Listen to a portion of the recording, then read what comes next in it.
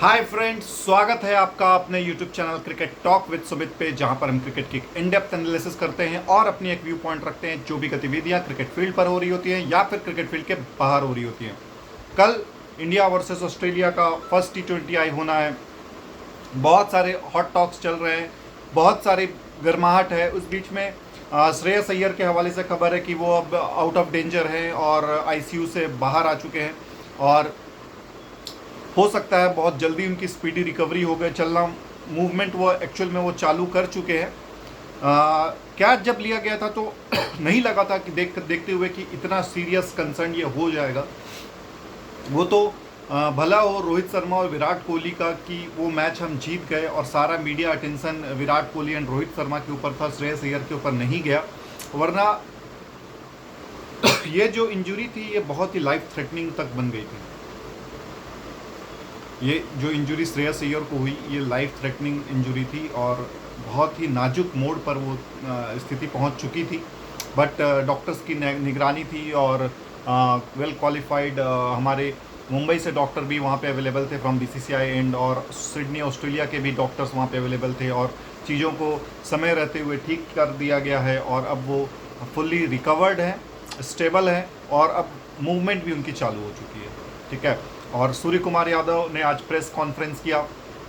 Press conference के हवाले से भी 2-3 बार घुमा फिरा करके श्रेयस अय्यर के बारे में पूछा गया और उन्होंने यही जवाब दिया कि मेरी खुद पर्सनल सूर्या से बात हुई। पहले तो मैंने उसको ट्राई किया बट उन्होंने पिक नहीं किया। फिर मैंने अपने फिजियो से बात किया तो फिजियो ने बताया कि मोबाइल उनके पास नहीं है, उनसे सारा अपडेट मिला। फिर अब जा कर के डायरेक्ट वो टच में है, डायरेक्ट उन्होंने उनसे बात की।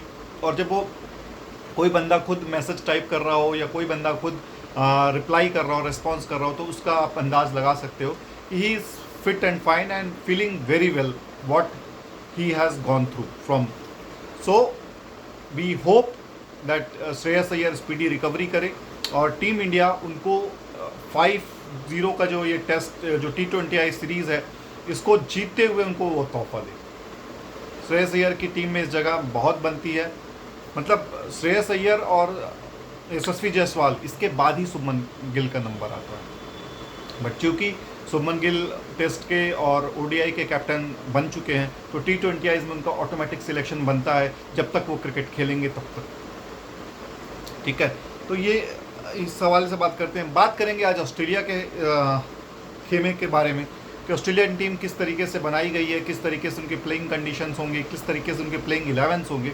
तो सबसे पहले तो देखो ग्लेन मैक्सवेल की जो रिस्ट इंजरी हुई थी ड्यूरिंग न्यूजीलैंड टूर पे, जहाँ पर वो नेट्स पे बॉलिंग करते हुए उनकी हाथों को रिस्ट को चोट लगी थी और कुछ फ्रैक्चर टाइप से था, बट उसको वो रिकवर कर चुके हैं and he is part of the team. But for the first 2 matches he is not available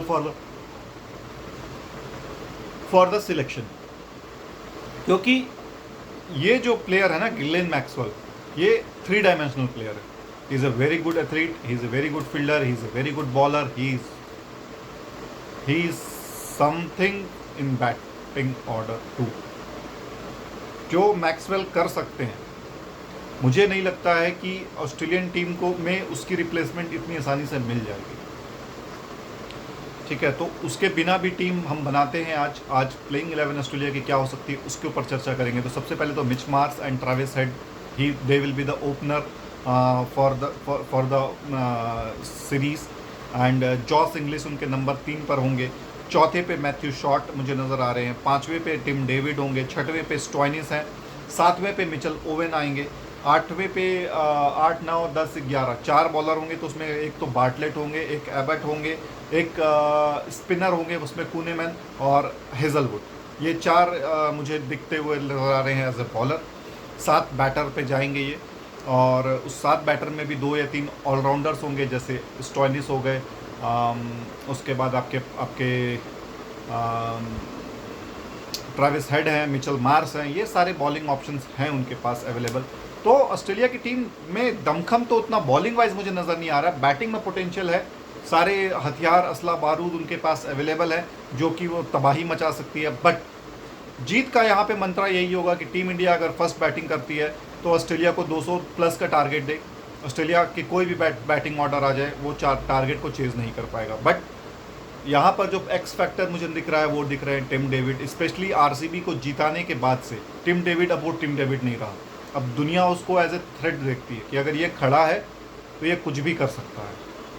पहले होता था कि टिम डेविड ना मतलब ये जनरली उतना नहीं चलते थे, लेकिन अब जब से ये आरसीबी को जिताए हैं आईपीएल, उसके बाद से टिम डेविड में जो बदलाव दिखा है मेरे को, जो टिम डेविड में अप्रोच में दिखा है, बैटिंग वो सीरियस ले रहे हैं, हिटिंग्स वो अच्छे करते थे और अब और भी तेज कर सकते हैं। तो ये सारी चीज़ें मिला करके ऑस्ट्रेलिया की टीम बन रही है। ऑस्ट्रेलिया के लिए यहाँ पर जीत का एक ही मंत्र होगा कि इंडिया को फर्स्ट वो बॉलिंग कराएं, इंडिया को फर्स्ट बैटिंग बैटिंग करवाएं और इंडिया को 180, 170, 170 के आसपास वो रोकने की कोशिश करें। उसके बाद ये जो ऑस्ट्रेलियन टीम है ये इसको चेस कर सकती है। इंडिया के लिए जो यहाँ पर सबसे जीत का जो मंत्र होगा ये होगा कि अगर इंडिया फर्स्ट बैटिंग करती है तो वो 220 प्लस पे जाए, और इंडिया अगर फर्स्ट बॉलिंग करती है तो फिर तो ऑस्ट्रेलिया कितना रन भी बना ले इंडिया उसको चेस कर लेगी, क्योंकि इंडिया के पास बैटिंग आर्सेनल पूरी है, इंडिया के पास बॉलिंग आर्सेनल पूरी है। आज भी सूर्य कुमार से यादव से जब कॉम्बिनेशन के बारे में पूछा गया कि नीतीश कुमार रेड्डी अवेलेबल हैं क्या खेलने के लिए, तो उनका यही जवाब था कि he is fit and fine and he has done somewhat practice yesterday. और आज भी वो प्रैक्टिस पे आज नहीं आए थे बिकॉज आज ऑप्शनल प्रैक्टिस थी, तो वो टीम मीटिंग का हिस्सा थे और टीम मीटिंग में वो मौजूद रहे, एज ए यूनिट वो मौजूद थे। बट मुझे को नहीं लगता है कि नीतीश कुमार रेड्डी को यहाँ पर स्टार्टिंग के 3 ODIs में 3 T20Is में मौका भी मिलेगा। स्टार्टिंग के मतलब लास्ट के 2 फेज में मिल सकता है। अब यहाँ पर हेजलवुड जो 2 T20Is खेलेंगे, यहाँ पर वो अगर इनिशियल बर्स्ट में 2-3 विकेट निकाल जाते हैं इंडिया की, तो इंडिया फिर बैकफुट पे आएगी। तब फिर इंडिया 200 वाला स्कोर नहीं 170-180 वाला स्कोर देखेगी। लेकिन अगर अभिषेक और गिल और सूर्य कुमार यादव ये तीनों अगर विस्फोटक बल्लेबाजी कर देते हैं, तब ऑस्ट्रेलिया फिर उसको रोकने के लिए, स्कोर करने के लिए जाएगी कि हम इनको समवॉट 180-190 पर रोक सके एटलीस्ट, ताकि हमारे बैट्समैन को चांस हो कि वो खींच सकते। क्योंकि जसप्रीत बुमराह इंडिया के पास बॉलिंग ऑप्शन में होंगे, कुलदीप यादव होंगे जिनको मारना उतना आसान नहीं होगा, हर्षित राणा होंगे, अर्शदीप होंगे। तो इंडिया जो अपने प्लेइंग ऑप्शंस के साथ आई है ना, वो पूरी की पूरी टिक मार्क की हुई है। इसमें बस एक हार्दिक पांड्या की मेरे को कमी लग रही है, जो कमी आपके नीतीश कुमार रेड्डी और शिवम दुबे दोनों मिल करके भी कर सकते हैं। अगर हम आउटराइट नंबर्स करके जाएं तो नीतीश कुमार रेड्डी भी खेल सकते हैं और यहाँ पर शिवम दुबे भी खेल सकते हैं, क्योंकि जिस तरीके से हार्दिक पांड्या और शिवम दुबे खेलते थे। लेकिन इन सिचुएशंस को, इन परिस्थितियों को देखते हुए मुझे नहीं लगता है कि नीतीश कुमार रेड्डी को वो मौका मिलेगा। उससे बेटर है कि अगर आप कुलदीप यादव या फिर वरुण चक्रवर्ती में से एक को पिक करें। 3 पेसर आपके सेट हैं, 3 पेसर में से आपके अर्शदीप होंगे, उसके बाद आपके पास जसप्रीत बुमराह होंगे। हर्षित राणा के जगह पे NKR को खिलाया जा सकता है, लेकिन अगर NKR नहीं है तो फिर आपको हर्षित राणा के पास जाना पड़ेगा। 3 पेसर हो जाएंगे आपके पास, चौथा आपका शिवम दुबे पेसर ऑप्शन लेकर के आ सकते हैं, और 2 स्पिनर होंगे आपके पास, एक तो अक्षर के रूप में और दूसरा कुलदीप यादव के रूप में। वहाँ पर आप कोशिश मत करिएगा कि वॉशिंगटन सुंदर को ले लेते हैं तो हमारी बैटिंग थोड़ी डेप्थ हो जाएगी। यहाँ पे बैटिंग काम नहीं आने वाली है, क्योंकि यहाँ पर आपको बॉलर्स नहीं मिलेंगे, यहाँ पर आपको पिच कंडीशंस मिलेगी। तो वो पिच पे अगर 7 बैटिंग खिला लो या 8 बैटिंग खिला लो, ज़्यादा फर्क नहीं पड़ेगा। क्योंकि अगर आपकी रिस्पॉन्सिबिलिटी आपके बैट्समैन ने ले ली है, 6 नंबर के या 7 नंबर के बैट्समैन ने, तो वो काम आपका बहुत आसान कर दिया। उसके बाद फिर बॉलर ही मैच जिताते हैं यार, बॉलर ही आपको मैच जिताएंगे। तो बॉलर को आप पूरे लेकर के चलो। आधे अधूरे बॉलर अगर लेकर जाओगे तो फिर ट्रेविस हेड नहीं छोड़ेगा। ट्रेविस हेड को आउट करने के लिए हमको तीनों तरफ से अटैक करना पड़ेगा, फ्रॉम हर्षित राणा, अर्शदीप और जसप्रीत बुमराह। ये तीनों मिलकर के अगर ऑस्ट्रेलिया के 3-4 विकेट स्टार्टिंग के ले जाते हैं, फिर ऑस्ट्रेलिया के उठना मुश्किल है। उसके बाद इसके पास उस तरीके के बैट्समैन नहीं है, बेरिंग अपार्ट टिम डेविड, उसके पास और टिम डेविड, लेकिन उतनी लंबी इनिंग नहीं मैंने खेलते हुए नजर नहीं आया। हाँ 40-50 somewhat he can score, but वो 80-90-100 120 उस तरीके वाली इनिंग मैंने टिम डेविड से नहीं देखी। सेम गोज विथ स्टोइनिस भी उस उरूज पे नहीं है, उस चरम सीमा पे नहीं है जहाँ जब वो आज से 3-4 साल पहले होते थे, क्योंकि स्टोइनिस एक डिस्ट्रक्टिव बैट्समैन थे और आज ऑस्ट्रेलिया उनको ले रही है या ले करके चल रही है बिकॉज 2026 का वर्ल्ड कप T20 आइज का पास में दिख रहा है और वो उतना पैनापन कैमरून ग्रीन के ऊपर नहीं शो कर पा रहे हैं। कैमरून ग्रीन जब आज से 2 या 3 साल पहले जब इंडिया में T20 आई सीरीज़ हुई थी, वहाँ पर वो एज ए ओपनर खेले थे और बहुत ही कमाल का बैटिंग खेले, लेकिन ऐसे के चलते मुझे लगता है कि T20 आइज में से उनको बाहर कर दिया गया है ताकि वो मैच फिट हो सके और एसेज में खेल सके। ऑस्ट्रेलिया की हालत अभी लिटरली बहुत ख़राब चल रही है क्योंकि इनके 3-4 प्लेयर्स अभी रिटायर होने के कगार पे हैं और ये 3-4 प्लेयर्स निकलते हैं सभी फॉर्मेट को मिला करके। 4 क्या, मैं तो बोलता हूँ 5 प्लेयर्स इनके आसपास होंगे जो रिटायरमेंट के कगार पे हैं। उसमें से आपका मैं आपको नाम बता देता हूँ। एक तो आपका है Usman Khawaja, Mitchell Starc, Josh Hazlewood, उसके बाद स्टीव स्मिथ है, एलेक्स कैरी है, एडम जैम्पा है। ये सभी 35-36 के रेंज में चल रहे हैं, तो ये कभी भी रिटायरमेंट अनाउंस कर सकते हैं। अगर कोई एक बड़ी इंजरी आ गई या फिर ऐसे ये बुरी तरह से हारते हैं तो ये मतलब रिटायरमेंट जो है ना, ये ऑन द कार्ड्स है। इसी तरीके से ऑस्ट्रेलिया को बहुत जल्दी तगड़ी रिप्लेसमेंट लानी होंगी, इसीलिए वो कूनेमन को देख रहे हैं ताकि वो जैम्पा की जगह पर आ सकें, ODI बॉलर्स पे आ सकें। उसके बाद आप नेथन लियोन को भी आप इसमें शामिल कर सकते हैं, वो भी रिटायरमेंट की कगार पे है।